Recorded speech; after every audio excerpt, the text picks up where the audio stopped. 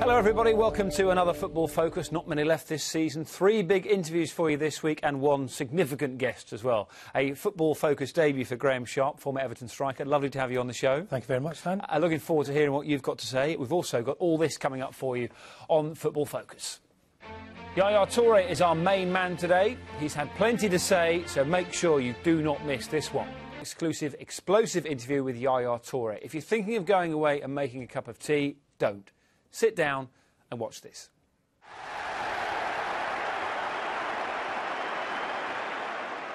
I grew up in the part in Ivory Coast where life was not so easy for them, but they allowed the kids to go to play, you know, to enjoy sport, enjoy football in the different part of the city where we've been. And since I started to learn football in the academy, I started to dream about playing one day in a big club in the world. If you want to be a big player one day, if you want to be a professional, you have to play in Europe, and you have to, you know, make yourself proud and as well your family. What makes a great player? Great player is all about cleverness, all about his mind, thinking 1 second before the ball is coming, and that's the point. I take example like Xavi, because Xavi is all about technique, vision, but when he make a pass, it only means something, you know, and that's where they said those players are the best in the world, and that's why we said those players are unique. When we talk about the best players in the world, we normally only talk about strikers. Yeah, I think it's true, you know, because it's not because I'm a midfielder, but for me, I think the heart of all the team and the point of the team is all about the midfielder, you know. It's not fair sometimes to say, okay, the bigger player, the best player being the scorer. Spain, you don't think about Toure or Yaya. You were thinking about Iniesta, about Xavi, about Xavi Alonso, even about Busquets. Those players, they create space and they are very good, you know. And it's more difficult to give pass than score goal. Do you think you're recognised correctly in the world game? To be honest with you, I can say not enough. Not enough? I think not. One player are doing seriously well, you have to get some of recognized, you know, because on my point of view, to be midfielder and to be involved to score a lot of goals this season, yeah, my season has been brilliant. Your teammate, Sami Nasri, was very outspoken in saying you would be regarded as hands down the very best midfielder in the world if you weren't African. If I was Brazilian, sorry, if I was British, if I was French, what they would say? I have a lot of things to say, but it's the moment now, and it's time, and I think the right moment, we are in the right way. The people have to start to understand now. We are tired to hear that African football and African, they are not on that level, you know. It's not pointed one. It's not pointing one country in Africa. It's pointing in the continent. I'm very proud to be African. I want to defend African people. I want to show that to the world the African player can be much as good as the European are, much good as South American are. But it's all about decision, is all about appreciation, is as well is all about recognition. And the mind of people, they think the African like animals. We are not human beings. I have my legs as well. I'm tired as well. I feel tired sometimes. And I talk in that way because I want those young lads coming in Europe in a couple of years or coming to be involved in playing big club like I'm doing now. I want to put them in the right position because African can be involved as well in the top side as well. They have to be, you know, in the sport as well because they are doing well. They are doing very, very well. One Ballon d'Or winner from Africa, George Weah. Does it hurt you to hear that? Yeah, to be honest with you, because you have Samuel Eto'o was playing for Barcelona. I was score goals. I don't know how many. DJ Drogba as well, fantastic player. Was doing fantastic well with Chelsea. I think those players are more than legend for me. What they done in Europe is unbelievable. Those players, they are not recognized enough because they have African. But we can say this about color. We're always in the phone. We're always speaking together. So you all feel it? Definitely. And we My job is try to tell people they have to look in the African differently now.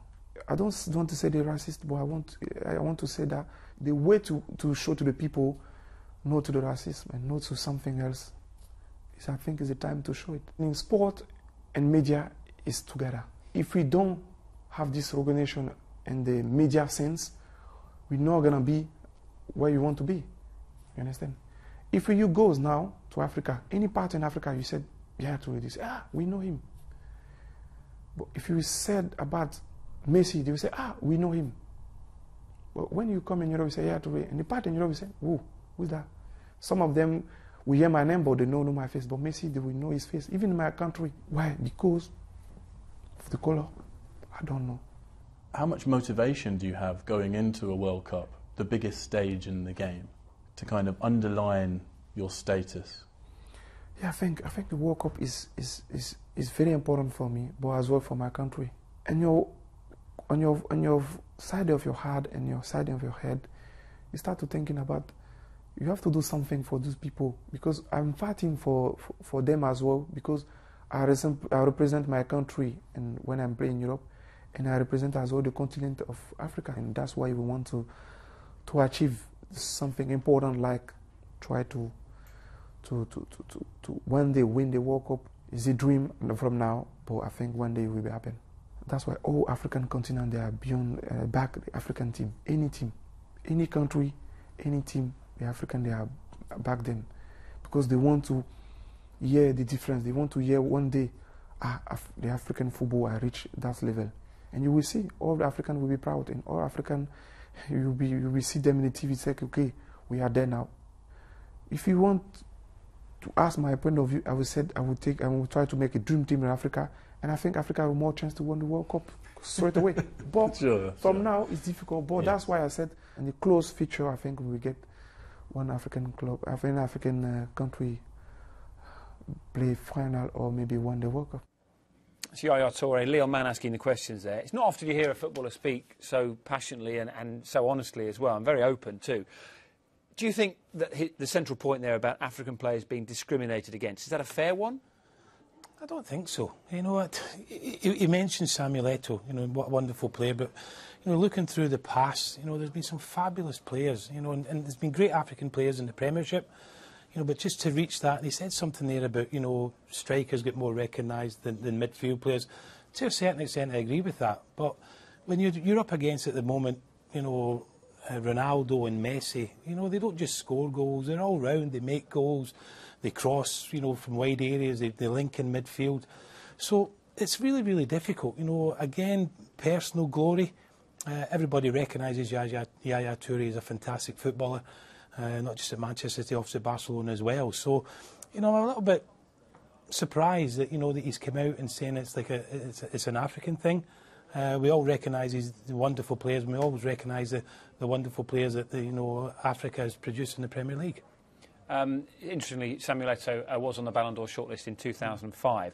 There is a list of 6 Premier League players for Player of the Year in this country. Yaya Toure is on there, but most people seem to assume that Luis Suarez will be the man to take that this season. Probably, you know. Again, a striker, which may back up Toure's exactly. point. I think you look at the situation with Suarez, and at the beginning of the season he was suspended, and he's come in and he's really done really, really well. Yaya Toure has been instrumental in Manchester City, you know. But you probably look at Manchester City now and say, David Silva, you know, has probably had more of an effect, you know, in the final third of the season. He's not on that list. He's not on that list, so it's a really difficult one, you know, to pick a player. I think Suarez may well get it, you know, but I think Yaya Toure has had a decent season for Manchester City, but I don't think there's any prejudice in that. Nice. So, Graham Sharp, thank you very much. Well, a debut, very solid. Thank you. Don't forget you can follow all the action from this weekend's matches on Final. I thought you'd like to know. BBC Sport website, Twitter, Facebook, Instagram. Don't forget Final Score as well. We shall see you soon for another Football Focus.